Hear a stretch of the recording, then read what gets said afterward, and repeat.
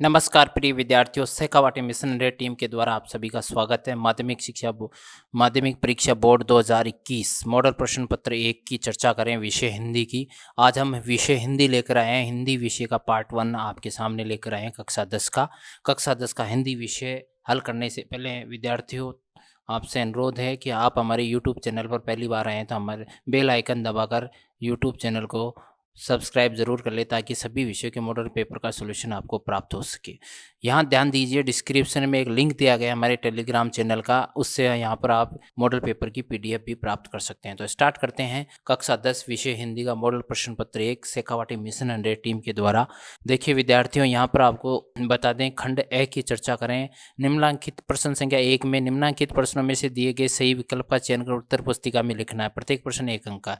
तो जो पहला प्रश्न है वो है, नवरत्न शब्द में कौन सा समास है। देखिए आपके पास ऑप्शन है द्वंद्व समास, क्रमधारय समास, द्विगु समास और तत्पुरुष समास। नवरत्न अर्थात इसमें आंसर होगा द्विगु समास।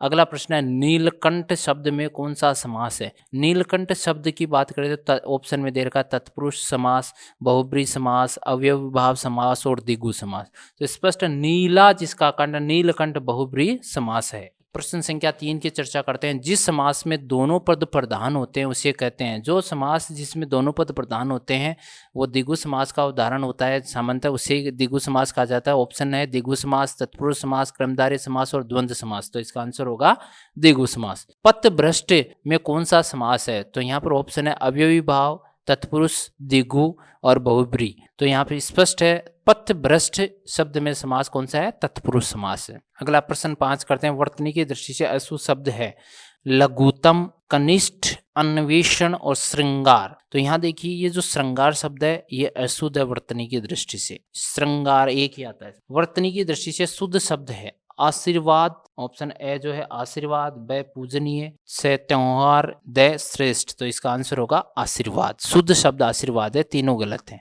अगला प्रश्न है प्रश्न संख्या 7। निम्नलिखित में से शुद्ध शब्द है पत्नी, पति, अतिथि, श्रीमती। तो विद्यार्थियों यहाँ पर अतिथि जो शब्द है वो शुद्ध है। अगला प्रश्न संख्या 8। निम्नलिखित में से अशुद्ध शब्द कौन सा है। आंसू, झांसी, उत्तीर्ण, कालिंदी। तो यहाँ पे देखिए ये तीनों शब्द शुद्ध है लेकिन अशुद्ध शब्द है आपका कालिंदी। अगला प्रश्न है जयशंकर प्रसाद द्वारा संपादित पत्रिका का नाम है। जयशंकर प्रसाद द्वारा संपादित पत्रिका ऑप्शन है प्रभा, इंदु, माधुरी, सरस्वती।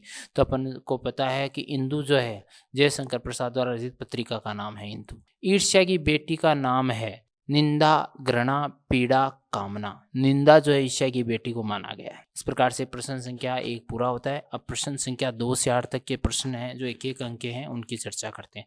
अपना हित साधनते हुए पतंगा दीपक से क्यों लिपटता है। इसका उत्तर है क्योंकि पतंगा दीपक से इसलिए लिपटता है क्योंकि उसके मन को वही सुहाता है। प्रश्न संख्या 3 है, लक्ष्मण ने द्विज देवता किसे कहा। लक्ष्मण ने द्विज देवता परशुराम को कहा है। प्रश्न संख्या 4, वर्षा होने पर धूप में क्या परिवर्तन आया। वर्षा होने से धूप की झुलसी हुई शिराओं में जान आ गई। प्रश्न संख्या 5, शंकराचार्य को शास्त्रार्थ में निरुत्तर करने वाली महिला का क्या नाम था।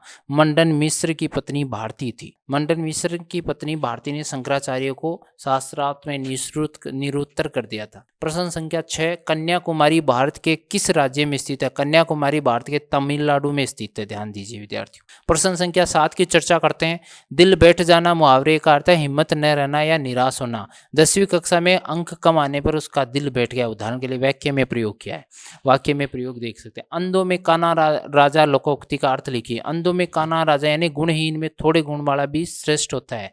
वाक्य में अगर इसका प्रयोग देखें तो देखिए अपने अशिक्षित परिवार में रमेश हाई स्कूल पास करके अंधों में काना राजा बना हुआ है। अगले चर्चा करते हैं। दिए गए प्रश्नों में रिक्त स्थान की पूर्ति कर उत्तर पुस्तिका में लिखे। प्रत्येक प्रश्न 1 अंक का है। विद्यार्थियों चर्चा करिए। यहाँ पर देखिए प्रश्न संख्या 9, भुजबल भूमि भूप बिनु किन्ही विपुल पार खालिस्तान दीन्ही महिदेव न। इसका आंसर क्या होगा, महिदेव न। प्रश्न संख्या 10, पीछे दाईं तरफ दूर दूर हट उगे खालिस्तान के झुरमुट नजर आए, नारियलों के झुरमुट नजर आए। प्रश्न संख्या 11, उस जमाने से प्राकृत ही खालिस्तान की भाषा सर्वसाधारण की भाषा थी। इस प्रकार से खंड ए पूरा होता है। खंड ब की चर्चा करते हैं। खंड ब में प्रत्येक प्रश्न 2 अंक का है। प्रश्न 12 है, मातृ वंदना कविता का मूल भाव स्पष्ट करो। मातृ वंदना कविता में निराला जी का राष्ट्र के प्रति प्रेम प्रकट हुआ है। कवि अपने श्रम से संचित समस्त कर्म फलों को माँ भारती के चरणों में अर्पित कर अपने आप को धन्य महसूस कर रहे हैं। प्रश्न संख्या 13, गादी सुनु कहें हृदय हंसी, विश्वामित्र मन क्यों हंस रहे थे। जब परशुराम ने कहा कि लक्ष्मण को मारकर गुरु ऋण से उऋण हो जाऊंगा, तब विश्वामित्र मन ही मन हंस रहे थे कि परशुराम को हरा ही हरा सूझ रहा है, अर्थात राम और लक्ष्मण को शस्त्र भाव की बातें सामान्य क्षत्रिय समझ रहे हैं, जबकि वास्तविकता यह है कि राम व लक्ष्मण अवतारी पुरुष हैं। अगला प्रश्न, प्रश्न संख्या 14, कवित्री चौहान ने रानी लक्ष्मीबाई को मर्दानी क्यों कहा। मर्द शब्द से ही मर्दानी बनाया। मर्द का अर्थ है नर और वीर अथवा दिलेर। रानी लक्ष्मीबाई जो थी स्त्री होते हुए साहसी और वीर थी, शौर्य की साक्षात प्रतिमूर्ति थी।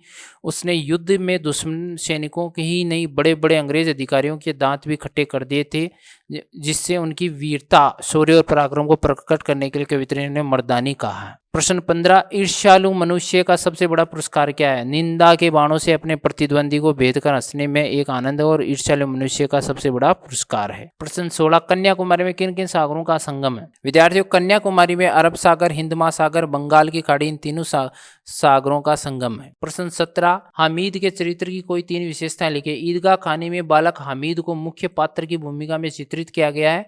इसके चरित्र में अनेक विशेषताएं पाई गई हैं, जिनमें प्रमुख विवेकशील, सहनशील, वाकपटु, भावुक और स्नेही, आशावादी बताया गया है। प्रश्न 18, ईद का मुहर्रम हो जाना मुहावरे का अर्थ सहित वाक्य में प्रयोग कीजिए। ईद का मुहर्रम हो जाना यानी खुशी का त्योहार मातम में बदल जाना। वाक्य प्रयोग, घर में त्योहार मनाने की खुशी थी, परंतु दादाजी के अचानक निधन के कारण ईद मुहर्रम हो गई। प्रश्न 19, नाच न जाने आंगन टेढ़ा लोकोक्ति का अर्थ सहित वाक्य प्रयोग कीजिए। नाच न आंगन टेढ़ा का अर्थ है काम न आने पर बहाने करना। इसके वाक्य का प्रयोग करते हैं। विद्यार्थियों, विकास सदा अपने संगीत की तारीफ किया करता था। कल जब पिकनिक में उसे ठीक से गाया न गया तो वह तबला वादक को दस देने लगा। इसे कहते हैं नाच न जाने आंगन टेढ़ा। अब चर्चा करते हैं प्रश्न संख्या 20 की। अपठित गद्यांश को पढ़कर दिए गए प्रश्नों का उत्तर देना है।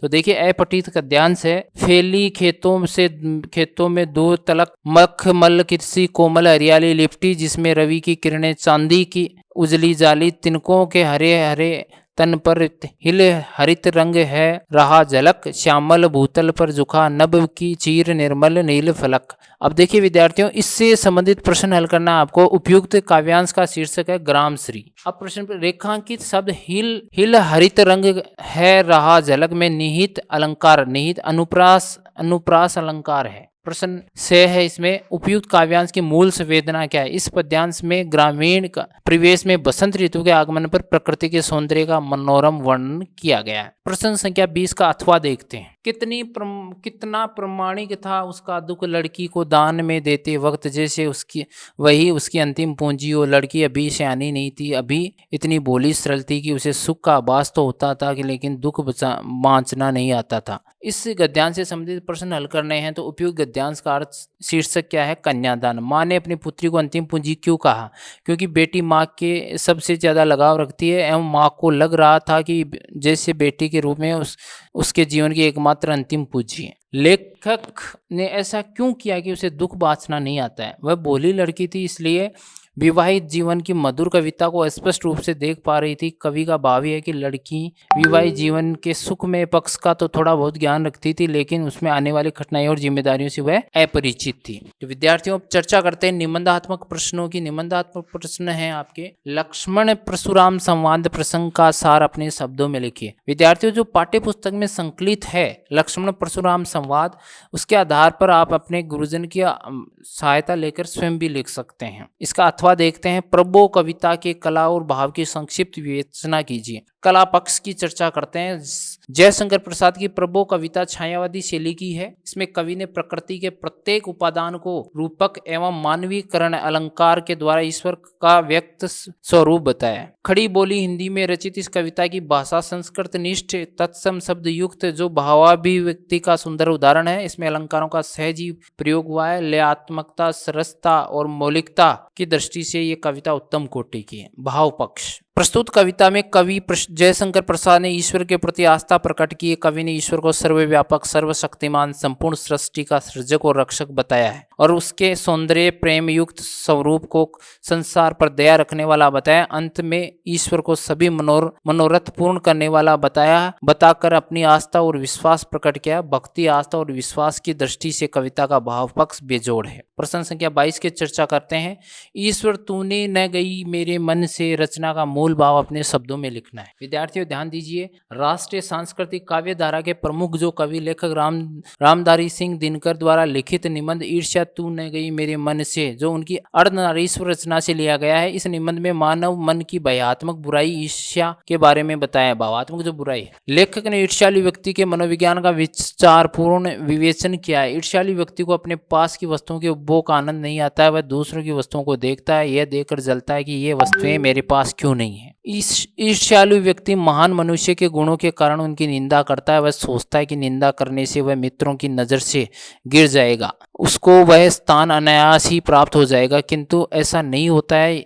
यह तो उन्नति और सद्गुण और चरित्र के विकास से ही संभव हो सकता है। अपनी कमियों को दूर करके तथा मानसिक अनुशासन से ही ईर्ष्या से मुक्त हो सकता है। यही निबंध का मूल भाव है। प्रश्न संख्या 22 की अथवा की चर्चा करते हैं। विद्यार्थियों, स्त्री शिक्षा के विरोधी कुतर्कों का खंडन। निबंध के अनुसार महिला शिक्षा के विरोधी कौन कौन से कुतर्क देते हैं, पाठ के आधार पर लिखना है आपको। तो विद्यार्थियों, स्त्री शिक्षा के विरोधी जो है वो क्या कुतर्क देते हैं।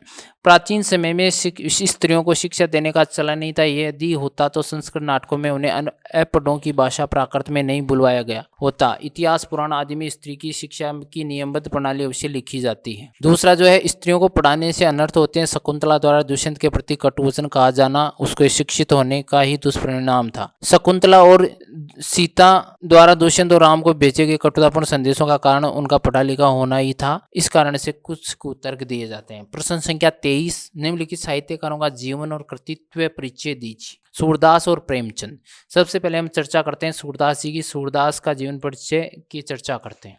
भक्तिकालीन जो सगुण भक्ति काव्य परंपरा के प्रमुख कृष्ण भक्त कवि सूरदास जी का जन्म संवत 1540 में हुआ। इनका जन्म आगरा के निकट रुनकता नामक ग्राम में माना जाता है। कुछ विद्वान दिल्ली के निकट सिंह को भी इनकी जन्मस्थली मानते हैं। इनके पिता का नाम रामदास बताया गया है।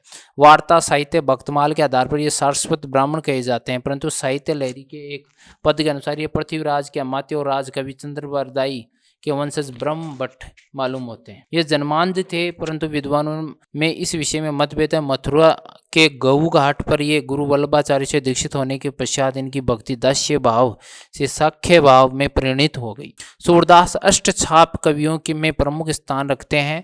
गुरु वल्लभाचार्य के निर्देश पर उन्होंने श्री कृष्ण की लीलाओं पर आधारित पदों की रचना की।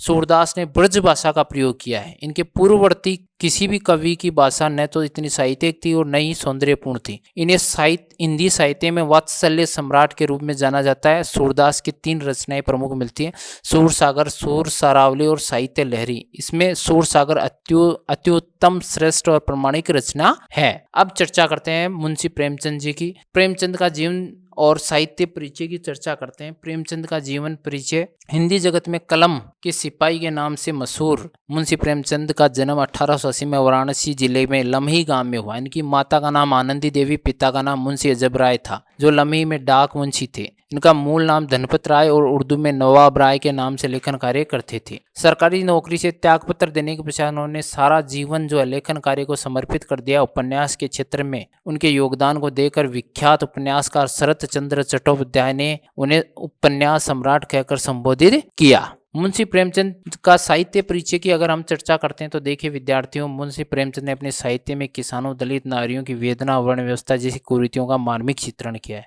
उन्होंने समाज सुधार, राष्ट्रीय भावनाओं से ओतप्रोत उपन्यासों और कहानियों की रचना की है। कथा, संगठन, चरित्र चित्रण, कथोपकथन आदि की दृष्टि से उनकी रचनाएं बेजोड़ हैं। उनकी भाषा सजीव, मुहावरेदार और बोलचाल के निकट है। हिंदी भाषा को लोकप्रिय बनाने में इनका विशेष योगदान माना जाता है। प्रेमचंद का पहला कहानी संग्रह सोज वतन जो 1908 में प्रकाशित हुआ, देशभक्ति से ओतप्रोत होने के कारण अंग्रेज सरकार ने इस पर रोक लगा दी। बाद में इनकी कहानियां मानसरोवर के नाम से 8 खंडों में प्रकाशित हुई। गोदान इनका प्रसिद्ध उपन्यास है। चर्चा करते हैं मुंशी प्रेमचंद की प्रमुख कृतियों की, तो इनकी कहानी जो है कहानी संग्रह मानसरोवर 8 भागों में प्रकाशित हुआ। उपन्यास निर्बला, गबन, गोदान, सेवा सदन, प्रेमाश्रम, रंगभूमि, क्रमभूमि, कायाकल्प, नाटक करबला और संग्राम है। पत्र पत्रिकाएं हंस, जागरण, माधुरी, मर्यादा है। विद्यार्थियों खंड द की चर्चा करते हैं। निम्न यातायात चिन्हों का चित्र बनाना है। नो पार्किंग का आपके सामने है, एक ही रास्ते का आपके सामने कि एक रास्ता सही है, दूसरे पे क्रॉस लगा हुआ है, यू टर्न का रास्ता आपके सामने है। ये चित्र बनाने हैं इनके। रास्ता दो जो त्रिभुजी नामक चित्र है, त्रिभुज के समान वो चित्र बनाना है। दोनों दिशा में वाहन की निषेध है तो वो आपका क्रॉस लगा हुआ दोनों दिशाओं का चित्र बनाना है। इसका अथवा देखते हैं। सड़क पर गाड़ी चलाते समय एक जागरूक नागरिक होने के नाते आपके क्या प्रमुख कर्तव्य हैं? दुर्घटना होने पर घायलों की मदद करना, यातायात के नियमों का पालन करना, जब तक गाड़ी चलाने का लाइसेंस नहीं मिले तब तक गाड़ी नहीं चलाना, यातायात के नियमों का प्रचार प्रसार करना। प्रश्न संख्या 25।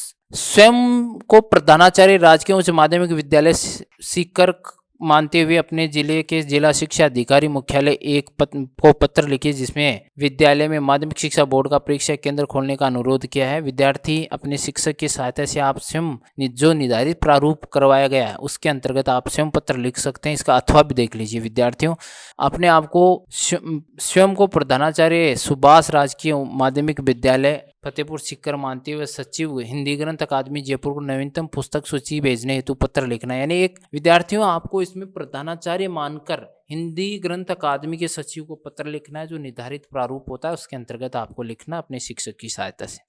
खंड य की चर्चा करते हैं। खंड य निम्नलिखित में से किसी एक विषय पर लगभग 300 शब्दों में निबंध लिखना है। प्रश्न संख्या 26 की चर्चा करते हैं। देखिए विद्यार्थियों, निबंध की चर्चा करते हो आपके शिक्षक के द्वारा जो निबंध हल करवाएगा उनमें महत्वपूर्ण निबंध बता रहा हूं मैं आपको। एक तो राष्ट्रीय विकास में महिलाओं की भागीदारी, पर्यावरण प्रदूषण कारण और निवारण, मोबाइल फोन वरदान या अभिशाप, भारतीय लोकतंत्र के समक्ष चुनौतियां। तो विद्यार्थियों आपको इन 4 विषयों पे अति महत्वपूर्ण विषय हैं, इन पर निबंध तैयार करना है। अपने जो गुरुजनों की सहायता से जो निबंध लिखना सीखे उसका अभ्यास करना है। प्रश्न संख्या 27। निम्नलिखित पद्यांश की सप्रसंग व्याख्या करनी है। सप्रसंग व्याख्या आपको पाठ्य पुस्तक की सहायता से करनी है। ऊदो मन माने की बात, दाख छुहारा छाही, अमृत फल विष कीरा विष खात, ज्यों चकोर को देही कपूर को तजी, अंगार घात मधुप करत घर को फोरी, काठ में बंधत कमल के पात, ज्यों पतंग हित जानी आपनो, दीपक सो लटहाट सूरदास जाको मन जाहो, सोई ताही सुआत। इसकी निर्धारित व्याख्या आपको सप्रसंग व्याख्या करनी है विद्यार्थियों पाठ्य पुस्तक की सहायता से। इसका अथवा भी देख सकते हो आप लोग कि प्रभो प्रेम में प्रकाश तुम हो, प्रकृति पद्मिनी के अंशुमाली, असीम उपवन के तुम हो माली, धरा बराबर बता रही है, जो तेरी होवे दया निधि तो पूर्ण होता ही है मनोरथ, सभी ये कहते पुकार करके यही तो आशा दिला रही है। इसका निर्धारित प्रारूप की आपको व्याख्या करनी है विद्यार्थियों स्वयं को। इसका भी अथवा देख सकते हैं आप। हुई वीरता की वैभव से सगाई झांसी में, ब्याह हुआ रानी बनकर आई लक्ष्मीबाई झांसी में, राजमहल में बजी बधाई, खुशियां छाई झांसी में, सुभट बुंदेलों की विरुद्धावली सी वह आई झांसी में, चित्रा ने अर्जुन को पाया शिव से मिली भवानी थी, बुंदेले हर बोलों के मुंह में हमने सुनी कहानी थी, खूब लड़ी मर्दानी वो तो झांसी वाली रानी थी। इसका भी सप्रसंग व्याख्या करनी है आपको। प्रश्न संख्या 28 की चर्चा करते हैं विद्यार्थियों। निम्नलिखित गद्यांश की सप्रसंग व्याख्या करनी। कितना मनोरम कितना सुहाना प्रभात है, वृक्षों पर कुछ अजीब हरियाली है, खेतों में कुछ अजीब रौनक है, आसमान पर कुछ अजीब लालिमा है, आज सूर्य को देखो कितना प्यारा कितना शीतल चलायमान है। इसका सप्रसंग व्याख्या करनी है विद्यार्थियों आपको। विद्यार्थियों इसका अथवा भी देख सकते हो आप। इस चलायमान शरीर का कुछ ठिकाना नहीं, संसार में नाम स्थिर रखने की कोई युक्ति निकल आवे तो अच्छा है, क्योंकि यहाँ की रीत देखकर मुझे पूरा विश्वास हो जाता है। इस चपल जीवन का क्षण भर का भरोसा नहीं, ऐसा कहीं भी है। श्वास श्वास से मैं हरि वजो वृक्ष था, श्वास मत खोए न जाने या श्वास को आवन होए न होए। इस प्रकार से स्वयं को सप्रसंग व्याख्या करनी है। अथवा की चर्चा करते हैं।